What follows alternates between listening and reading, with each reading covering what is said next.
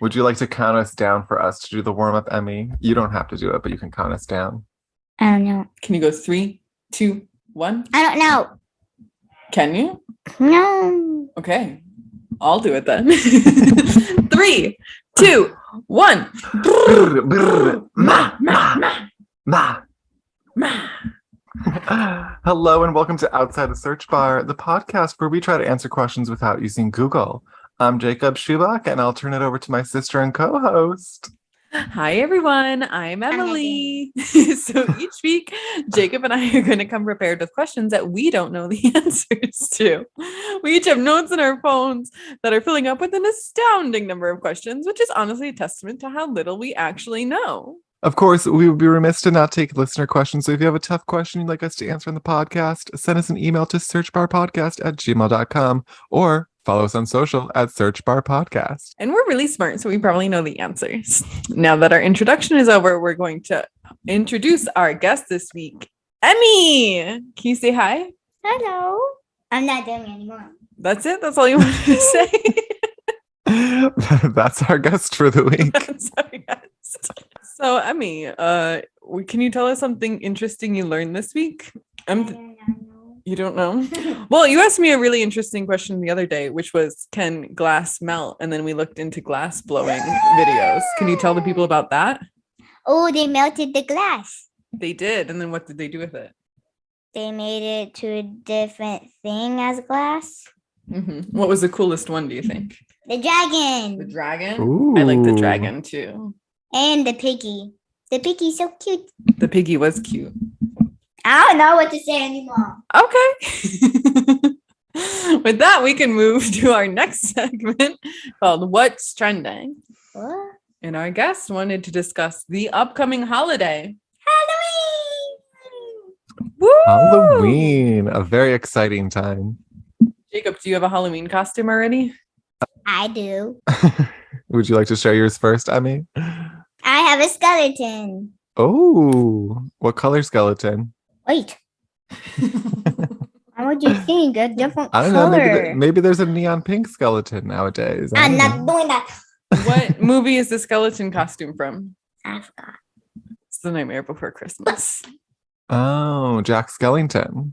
She's going to be one of the little trios. Oh, Lock, Stock, and Barrel. And I'm the skeleton one. Yeah. The red one. And Kitty's this witch. Kitty. Good for Kitty. Who am I going to be? I forgot. Who's your dad going to be? Jack. I'm going to be Sally? Sarah. Yeah, Sally. And what about Stubbs? He's gonna be what's his name again? Zero. Zero. Little ghost dog. That'll be so cute. It will You be guys have cute. a whole group costume set up. We do. Wow. Are you going I to know. enter a competition? We're going to go to the fall festival next week. So there might be a competition there. Yes. You think we're going to win? Sure. First place. Confidence. I love that. I'm going to be Jesse and James with Ryan from the other Really podcast. good. The red wig is sitting right over there. I'm going to be Jesse. Incredible. And Ryan is going to wow. be James. Love that for you guys. We just went to TJ Maxx earlier today to buy boots. Nice. Did you find them? I did indeed. We love that for you. They've got a bit of a heel, so we'll see how it goes. Mm-hmm. Is there anything else you wanted to say about Halloween, Emmy? No. If you had to pick your favorite candy, what candy would you choose? All the candy. I think I would choose Twix personally because Twix are really Yes! delicious. You You not just like said all the Twix? candy. Except twigs. Seems very Someone's targeted. picking a fight. I would probably choose Reese's.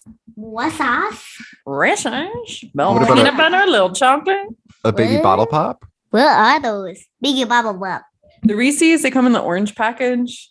They're like a little circle. They look like a tiny pie, kind of. Tiny pie. Tiny pie. They're delicious. They're really good. You just had a push pop. Push pop. What flavor? Watermelon. Watermelon is a really good flavor, It really is. but I would say blue raspberry is better than watermelon. Come on. It's true. I think we can find out what the most popular flavor is by searching. Ooh, probably What is the most popular push pop flavor? Push pop? Is that what it's called? push pop. Push pop. Oh, Boo Berry. Blueberry. Blueberry. It's not the most popular, but it is a flavor. Oh, that's fun. That's I very thought- Halloweeny. So should we get to the bread and butter, the Yeah. mashed potatoes and gravy? The candy and the corn. Do you like candy corn, Emmy? No. Me neither. It's gross. So our first question is, how do you make Can be sneakers? Emmy, what's your hypothesis? How do you think they make sneakers? I think you just have little strings and then you tie them up and then you made it. What about the rubber part on the bottom? Wubba. They put little rubber strings on the bottom part. Oh, Rubber It's all about strings. it's all about strings. 3D printing, perhaps. Do you think you could make a sneaker?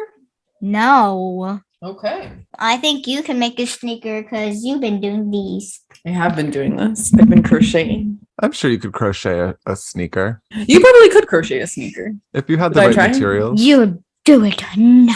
Okay, we're stopping the podcast so I can go crochet a sneaker.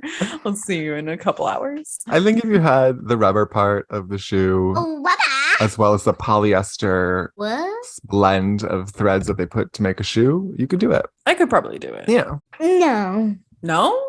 You don't believe in me now? I will say I don't know what a Birkenstock is. What? I think a Birkenstock, like the straps are made out of leather. I think a Birkenstock is a dumb bird. It's a type of shoe, actually. It is a type of shoe. It's made in Germany. Have you been to Germany before? No. Whoa. I think the rubber is made. Out of poop. Nope, not out of poop. I think it's like melted rubber. I mean, I need you to Yay. not kick me in the face while we're recording.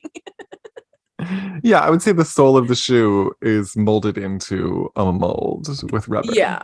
And then I think the top is made out of strings, like Emmy said, and it's kind of like woven together. What are you talking? Wait. I'm trying to think of like Stan Smith, where it's kind of like pleather. You see the sneaker? Like this looks woven on the Oh, side. The sneaker, like a fitness sneaker. Those Yeah, are my shoes. they are. Yeah. I think there's some sort of like fluff in them to make them like bouncy, Bump, bump, Mhm. bump. like maybe They are feathers. bouncy. Feathers? I don't know. It I sounds- feel like a What's sponge, perhaps. cotton?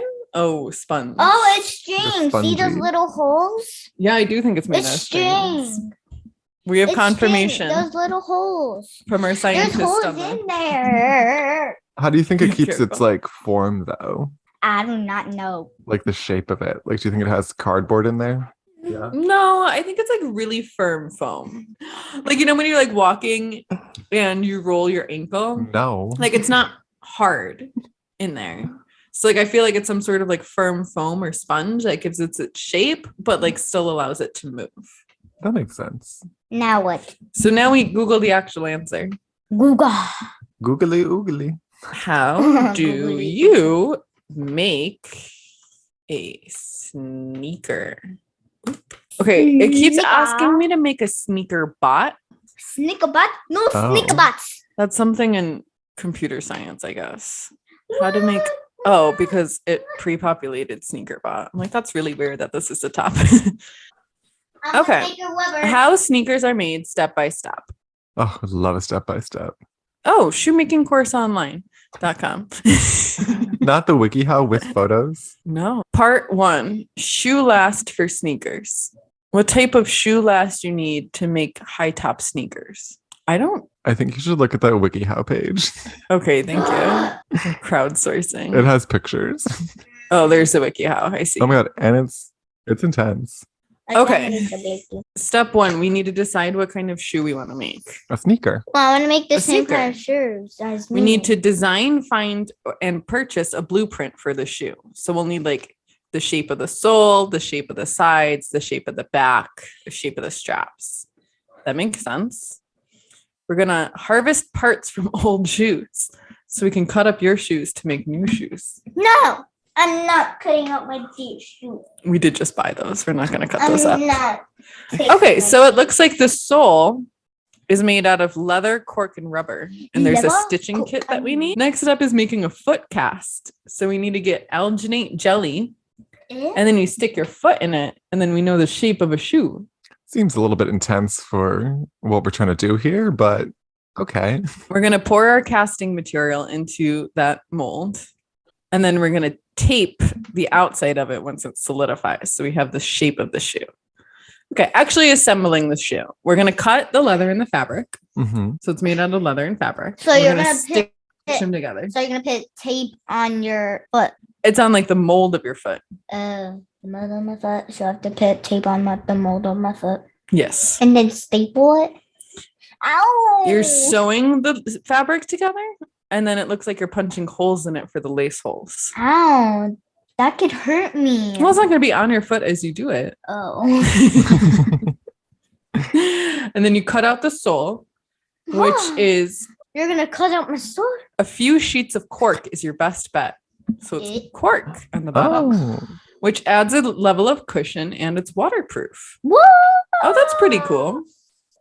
And then you glue the pieces together with shoe glue. No. That's very interesting. Trim Cool. excess fabric and add patches where desired, and repeat the process for the other shoe. I think it's interesting that they have designs for every size foot as well. That is interesting. Because like that must be a pain to make. Emmy does have a fairly large foot. Mm, Our feet are almost the same size. really? Yeah. You gonna share shoes? See, they're really Almost. close. Almost. We could share shoes when your feet grow a little bit more. Do you like my style of shoes? I will wear your sandals. You do like my sandals. She's now wearing my sandals, everyone. We can continue with the Wow. podcast. Thank goodness. So I think I understand how to make a shoe now. What about you, Emmy? I'll take that as a yes. Okay. With that, we can continue on to our next question. No. Jacob, what question did you bring for us to answer? So I'm currently in New York City, and I went to Central Park, and the leaves have all been changing colors. And since Emmy was talking about Halloween, I felt very inspired to talk about fall. So my question is, why do leaves change color in the fall? Specifically because I don't know the scientific reason for it. Obviously, I know like it's cold out, and they're like, oh, we got to lose the leaves, but So why do leaves change colors, Emmy? Because it's fall. How do the leaves know that it's fall? Because they have brains. They can have eyes, invisible eyes. They have invisible eyes? Yes. So no one be the. Oh my gosh. So when they fall down, what do they like? Do they die? No. No, they're still living They on the hurt ground. themselves. Oh, it hurts when they fall? that's not good. Just like that? I think it gets cold in the fall. Yeah, makes sense to me. And then the leaves are like, I can't function in the cold. Same. Same. Yeah. And then I think because they can't function, like the chloroplasts, which make them green with the chlorophyll, Hmm. are like not doing any more work. Over it. But then why And would that then- change them like really nice colors like red and yellow and orange? Well, I think isn't the whole bit like they're naturally red, orange, and yellow, and they just appear green because the chloroplasts are all in there as they're like growing? Maybe. I wonder why chloroplast chose green. Chlorophyll. Yeah, but why green? Wait, I have a question. What if leaves are still green and it's still when it's fall? Like the whole tree's green and it's fall. I think it just hasn't gotten cold enough yet. It was warm yesterday. Anyway, so you think that the trees are normally green? Yeah, I think it's like their inherent color, but the chlorophyll makes them green. Do pine needles have chlorophyll? No, they do not have corn. I don't know. I think they do. I mean, they are green. No, that makes sense to me. That the chlorophyll is just like, I'm about to stop working. Yeah, because like the leaves fall off, so it's not like the same leaf is cycling from green to red to green to red. Hmm. I hear you.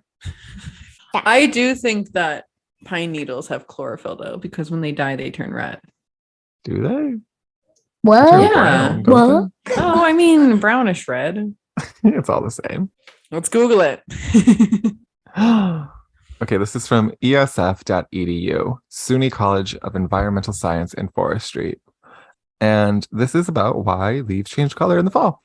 And it says chlorophyll breaks down, but in the fall, because of the changes in the length of daylight and changes in temperature, length of daylight, that's smart, the leaves stop their food making process. The chlorophyll breaks down, the green color disappears, and the yellow to orange colors become visible and give the leaves part of their fall splendor. The light is a good point. I didn't consider that because there's less light when it gets dark early. What about like a Japanese maple? Like that tree is like purple. It doesn't change Some leaves could be purple. Yeah, but what about their chlorophyll? I've seen a leaf purple. What's Yeah, your me favorite too. color leaf?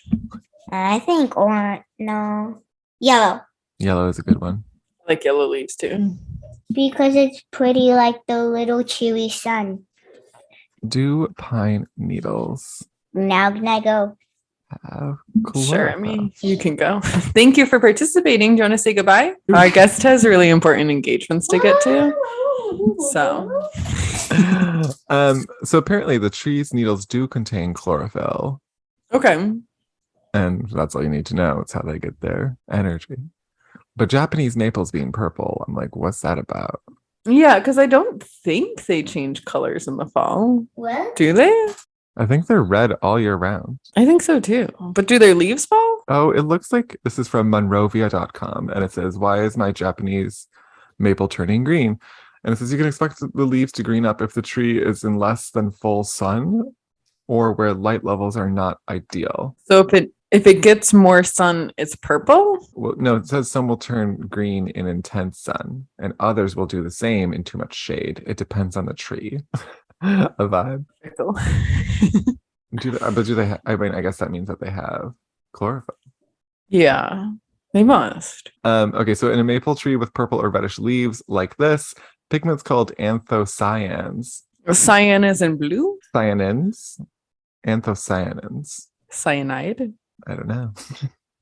Are coloring the leaves, which obscures the green color of the photosynthetic pigment called chlorophyll. Japanese maple leaf may be a different color from the leaf of a sugar maple, but is still absorbing light from the sun to make its own food through photosynthesis.